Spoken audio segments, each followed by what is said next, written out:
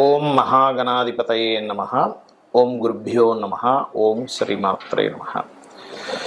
మనం ఈరోజు శని గురువులు ట్రాన్సిట్లో గోచారంలో ఒకే రాశి మీద పడ్డప్పుడు 12 లగ్నాల వారికి ఎటువంటి ఫలితాలు జరుగుతాయి. శని గురువులు ఒకవైపు మనకి డబుల్ ట్రాన్సిట్ కలిగించడం వల్ల మంచి శుభకరమైనటువంటి ఫ్రూట్ఫుల్స్ జరుగుతుంది, ఎటువంటి సందేహం లేదు. అలాగే కుజకేతువు కూడా కలిసి ఉంటున్నారు. మనకి ఈ రెండింటిని గమనించుకోవాలి. సో లగ్నం తెలిసిన వారు లగ్నం నుంచి చూసుకోండి, లగ్నం తెలియని వారికి రాశి నుంచి చూసుకోండి, అది సెకండరీ ఆప్షన్. సో ఈ విషయాలు చెప్తుంది నేనైనప్పటికీ కూడా చెప్పిస్తుంది సాక్షాత్ లలిత అమ్మవారికి భావిస్తూ ఒక్కొక్క లగ్నం గురించి మనం తెలుసుకుందాం. ధనుర్లగ్నము ధనస్సు రాశి. ధనస్సు వారికి ఉన్నటువంటి టెన్షన్ ఏంటంటే ప్రజెంట్ అర్ధాష్టమ శని నడుస్తుంది కదా. అర్ధాష్టమ శని నడుస్తే మీరు ఏదైనా ప్రాపర్టీస్ తీసుకునే విషయంలో కొంచెం చూసుకొని తీసుకోవాలంతే. వాహనాలు గృహాల మీద నడిపేటప్పుడు చూసుకుంటే సరిపోతుంది.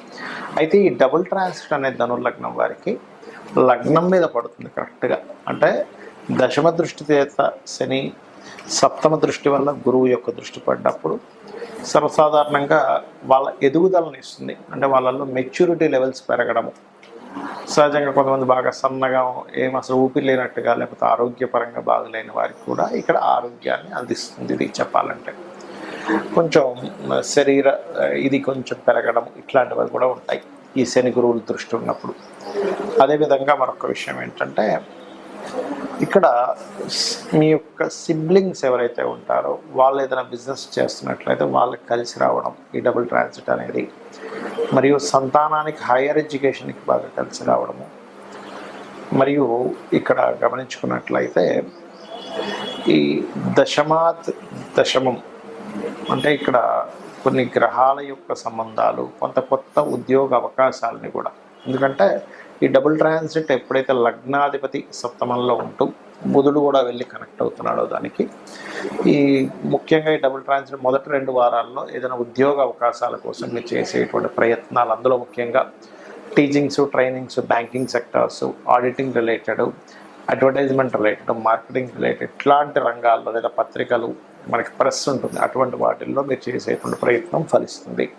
బట్ ఏదేమైనప్పటికీ కూడా మెచ్యూరిటీ లెవెల్స్ పెరగడము, మనిషి గతంతో పోల్చుకున్నట్లయితే ఇప్పుడు ఉండేటువంటి పరిస్థితుల్లో మీరు ఏదైనా సరే హ్యాండిల్ చేసేటువంటి సామర్థ్యం పెరగడం జరుగుతుంది ధనుర్లగ్నానికి. అయితే దీంతో పాటు మనకు భాగ్యస్థానంలో కుజుడు కేతు ఉన్నందుకు కాస్త లాంగ్ జర్నీ చేసేటప్పుడు కొంత జాగ్రత్త వహించండి.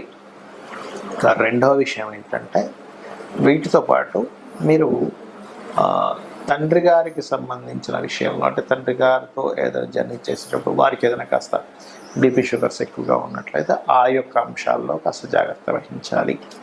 మరియు మరొక విషయం ఏంటంటే ఇక్కడ భాగ్యస్థానం అనేటువంటిది హైయర్ ఎడ్యుకేషన్ కూడా సూచిస్తుంది. కాబట్టి హైయర్ ఎడ్యుకేషన్ విషయంలో కొన్ని ఆటంకాలు అవి ఏర్పడుతుంటాయి. దాన్ని మీరు అధిగమించాలి అనుకుంటే కనుక కాస్త కుజకేతు గ్రహాల దగ్గర దీపారాధన చేయడము, పుణ్యక్షేత్ర దర్శనాలు, కాస్త శక్తి ఆలయాలు దర్శనం చేసుకోవడము, లేకపోతే గణపతి ఆలయాలు దర్శనం చేసుకోవడం చేయండి. సూర్య ఆలయాలు చేసుకోవడం మంచిదే. అన్ని విధాలా మీకు బాగుంటుంది. చాలామంది నన్ను అడుగుతున్న అంశం ఏమిటంటే ఇక్కడ మీకు గోచారంలో జలరాశుల్లో కుజుడున్నప్పుడు కొంత జల సంబంధంగా గొడవలు ఇవన్నీ వచ్చాయని చెప్పారు. కొంచెం జల సంబంధంగా ఈ నేవీ వాళ్ళు వెళ్ళే ట్యాక్స్ ఇవన్నీ చెప్పారు కదా. అదేవిధంగా ఎండాకాలంలో వర్షం అన్నారు, అదే రకంగా మనకు వర్షం కూడా పడింది.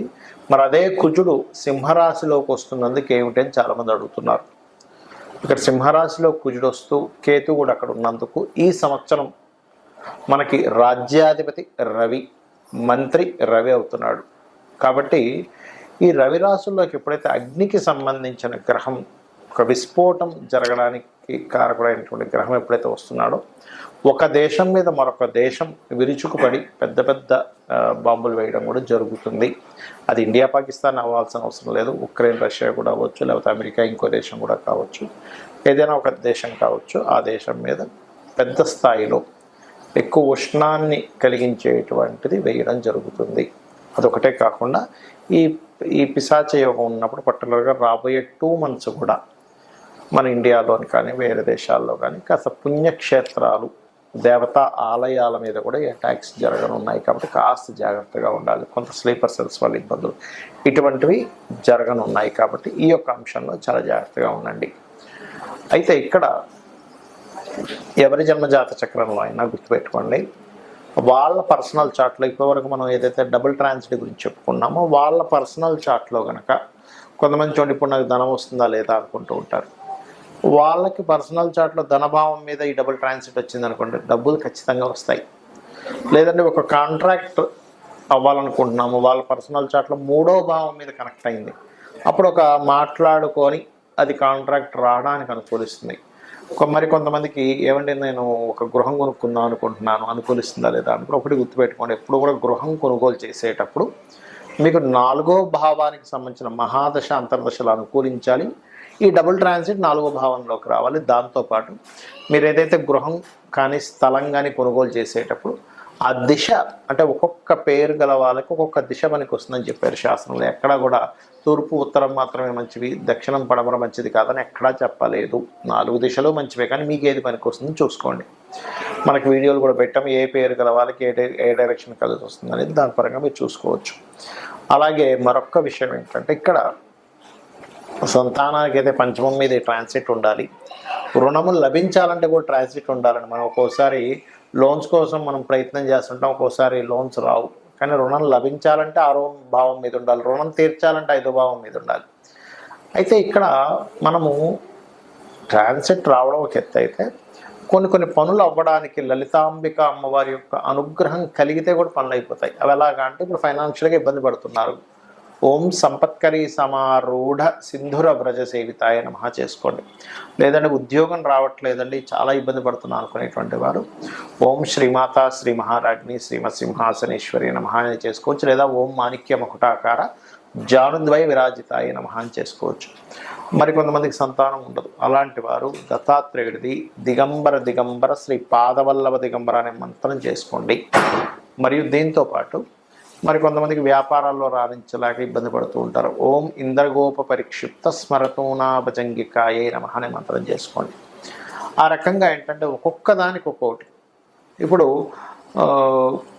కొంతమందికి చూడండి ఆరోగ్య సమస్యలు ఉంటాయి. ఎందుకు అంటే వాళ్ళకి 4వ స్థానము అంటే ఇమ్యూనిటీని తగ్గించే స్థానము, ఇమ్యూనిటీ స్థానం పంచమ స్థానం పడవడము, 6వ స్థానం రోగస్థానం యాక్టివ్ అయితే ఏమవుద్దంటే వాళ్ళకి అనారోగ్య సమస్యలు నిత్యం పడుతూ ఉంటారు.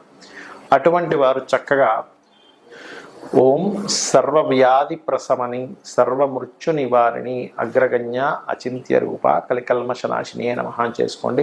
ఖచ్చితంగా మీకు బాగుంటుంది, ఎటువంటి సందేహం లేదు. అయితే ఇక్కడ ఒక్క విషయం ఏంటంటే చాలామంది ఏళ్ళనాటి సేం జరుగుతుందని కాల్సిన యోగాలు ఉన్నాయని భయపడుతూ ఉంటారు. అవేవి మిమ్మల్ని ఎక్కడా ఆపవు.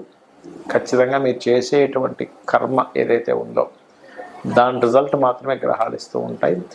దానికి మీరు అమ్మవారి పాదాలను ఆశ్రయించినట్లయితే 100% మీరు అనుకున్నది అనుకున్నట్టుగా అమ్మవారు కలిగిస్తుంది మీకు. శ్రీమాత్రే నమః.